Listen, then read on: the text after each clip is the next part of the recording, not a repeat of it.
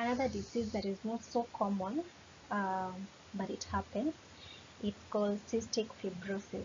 Cystic fibrosis, it's an inherited disorder that causes severe damage to the lungs, digestive system, and other organs.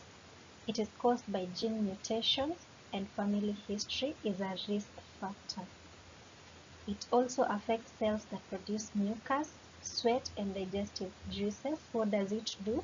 It causes the normally thin secretions to be sticky and thick and clogging tubes instead of lubricating them.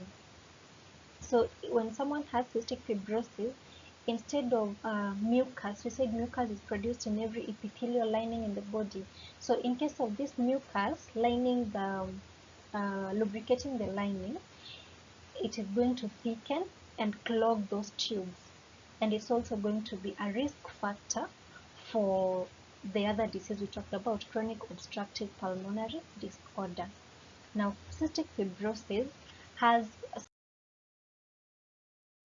symptoms because we said it's affecting the respiratory system, it's also affecting the digestive system. So the respiratory symptoms include persistent cough with phlegm, wheezing, exercise intolerance. Someone cannot work out for long periods. There's repeated lung infections. Of course, if the mucus is affected, then the barriers are also affected, which predisposes one to infections. Then the nose is stuffy almost all the time, and that is also a symptom of recurrent sinusitis.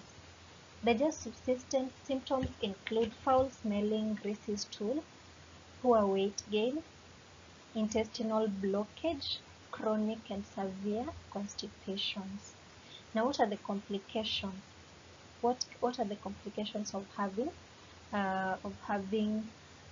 chronic obstructive pulmonary disorders? Number one, of course, you're going to have damaged airways because of the blockage. You're going to have chronic infections because the lining is affected, it's exposed. We're going to have a growth in the nose.